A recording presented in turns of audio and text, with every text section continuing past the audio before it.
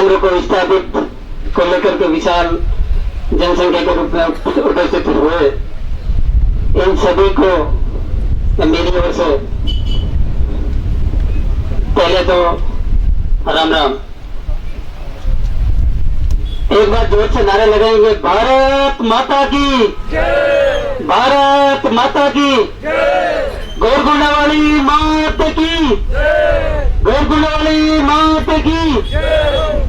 नारे में दम नहीं है तो डैम भी मुश्किल नजर आ रहा है, लेकिन थोड़ा सा हमारी ओर से हमको थोड़ा सा प्रयास करना पड़ेगा। और एक समय हुआ करता तो हमें नहीं पता था कि यहाँ पर हेलीकॉप्टर घूमते थे ऊपर, लोग कहते थे यहाँ पर सोना गड़ा हुआ है।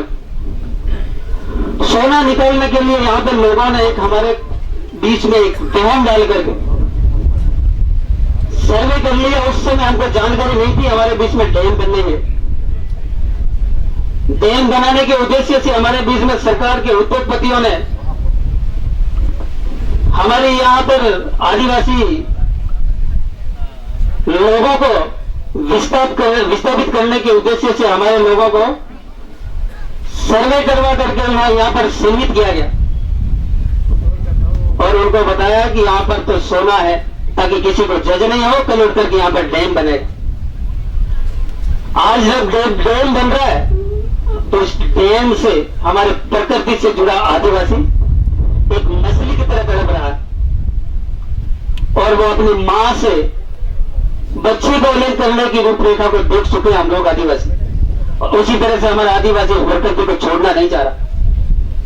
और भाजपा की सरकार एक तरफ कह रही है डैम बना करके रहेंगे और हमारा आदिवासी कह रहा है डैम रोक करके रहेंगे। तो ताकत हमें लगानी पड़ेगी। सरकार तो हमारे साथ में अत्याचार करेगी और अत्याचार के खिलाफ लड़ाई लड़ने की आवश्यकता आई है। समय इतना गलत आया है हमारे साथ में, आदिवासियों के साथ में इतना अत्याचार हो रहा है। हम लोग नहीं जगेंगे आज तो कल नहीं जग पाएंगे। आज हम अलग अलग विस्थापित हो जाएंगे, आदिवासी मूल मालिक बन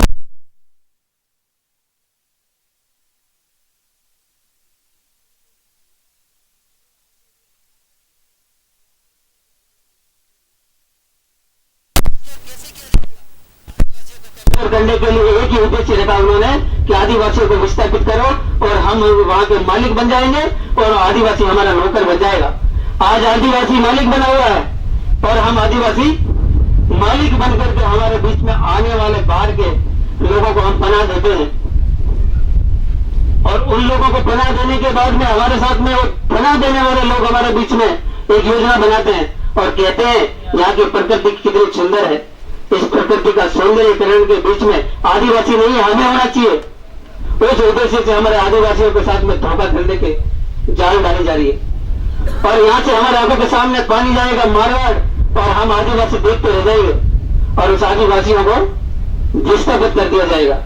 हमारा पानी जाएगा मारवाड़। आज हमारे बीच में डैम बन रहा है, उनको लेकर के विस्थापित किए जा रहे हैं। कल उठ करके हमारे बीच में नहर बनेगी, उस नहर को लेकर के आस पड़ोसी लोग जो विस्थापित नहीं हुए हैं उन लोगों को भी विस्थापित करेंगे। तो हमें जागना पड़ेगा, शक्तिशाली बनना पड़ेगा, संवैधानिक तरीके से लड़ाई लड़नी पड़ेगी। उस लड़ाई के लिए हम आदिवासियों को जागना पड़ेगा। तो सरकार के पास में हथियार से है, हथियार भी है, हमारे पास में हथियार नहीं है ज्यादा संख्या में। उस हथियारों की आवश्यकता नहीं पड़ेगी, हमारे पास में ताकत होनी चाहिए। पढ़े लिखे युवा साथी आज समाज के साथ में नहीं आ रहे हैं, समाज की चिंता नहीं कर रहे हैं। जनता की जो चिंतन करने का जो समय आया है उस चिंता के विषय के लेकर के आज आदिवासी हमारे इस बड़े बुजुर्ग माता बहनों के साथ में कोई खड़ा नजर नहीं आ रहा है। तो कल उठ करके हम ये सोचेंगे कि हमारे आदिवासियों को कौन बचाएगा। आज आदिवासी पढ़ा लिखा आदमी, युवा साथी आदमी संघर्ष के रूप में हमारे आदिवासियों के साथ में नहीं आ रहा, तो कौन आएगा। बाहर के भरोसे तो हम आदिवासियों को नहीं बचा पाएंगे। पढ़ा लिखा व्यक्ति हमारे साथ में आ नहीं रहा। डैम सरकार बना रही है, हमारी जनता विरोध कर रही है। डैम बनाने की आवश्यकता जनता को नहीं है, सरकार को आवश्यकता क्यों पड़ेगी। इसलिए हमें पूर्ण जोर से विरोध करना है। देखो संगठन के रूप में बैठना नहीं है, संगठन ऐसे ही आएंगे। देखो पार्टी से ऊपर उठना पड़ेगा, जाति धर्म से ऊपर उठना पड़ेगा।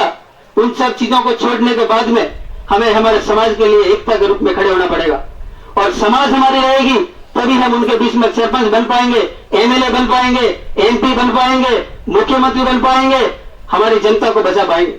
और जनता की योजना हम बनाते हैं, हमारी योजना कोई और नहीं बनाते हैं। हमारे घर में जब नमक खत्म हो जाता है तो हमारे घर की महिला बोलती है हमारे यहाँ घर में नमक खत्म हो गया, बच्चों के खाने के लिए व्यवस्था करनी होगी। उन व्यवस्थाओं को लेकर के घर का जो आदमी होता है वो उन व्यवस्थाओं को लेकर के मजदूरी करने के लिए बाहर जाता है।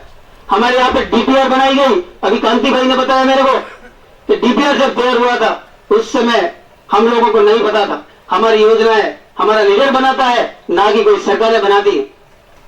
उन योजनाओं को बना करके हमारे आदिवासियों को ले जाने का काम कौन करता है? हमारा आदिवासी लीडर ले जाता है। हमारे यहाँ सरपंच बनाते हैं, पंचायती की योजना बनाता है, वार्षिक प्लान लेता है, एक्शन प्लान लेता है। उसके बाद में पंचायतों के जो विकास कार्य होते हैं उस कार्यों को लेकर के पंचायत में हम ग्रामीण जाकर के हम उस चीज को मांग रखते हैं। हमारा मकान भी बनाना होता है तो हम सर्वे करवाते हैं। सरकार अपने आप में हमारे बीच में डैम नहीं ला रही है। हमारे प्रतिनिधि आज हमारे मुख्यमंत्री मंत्री बन बैठे हैं और कहते हैं हमको कि हम 8 लाख रुपए मुआवजा दे देंगे और ये मीटिंग करने वाले कुछ भी नहीं देंगे। उनके चक्कर में क्यों आ रहे हो? इसलिए शायद तक हो सकता है संख्या बल में लोग कम दिख रहे हैं। भाई संख्या बढ़ाने की आवश्यकता पड़ी अपन को। और मुआवजा कितना दे देगा? मंत्री जी कह रहे 8 लाख रुपए मैं दूंगा, भाड़े की भी सर्वे करवाऊंगा और भाड़े की सर्वे करवाने के बाद में हो सके उतना मुआवजा दिलवाऊंगा। और जमीन हम दिलवाने के लिए ले जा रहे हैं। अरे 8 लाख रुपए मुआवजा देने की बात कर रहे हैं। 8 लाख रुपए कितने दिन चलाओगे आप लोग? और हमेशा पेट भरने वाली जमीन को आप छोड़ने के लिए तैयार हैं क्या? हमें हमारी प्रकृति को छोड़ने की चिंता हो रही, हम विस्थापित नहीं हो रहे, फिर भी आपकी चिंता के लिए यहाँ है। और आप लोग इतनी कम संख्या में घरों से बाहर निकलने के लिए समस्या है। तो आप एक हो जाइए, आपके साथ में हमें खड़े रहने की कोई आपत्ति नहीं है। हम आपके लिए लड़ाई लड़ेंगे, आगे चल करके हम आपके साथ में आगे खड़े होंगे। ये हमारी जिम्मेदारी रहेगी। मेरी बात को विराम देते हुए सभी भाइयों को राम राम। हाँ, सरजी राम जी ने आपको बात बताई।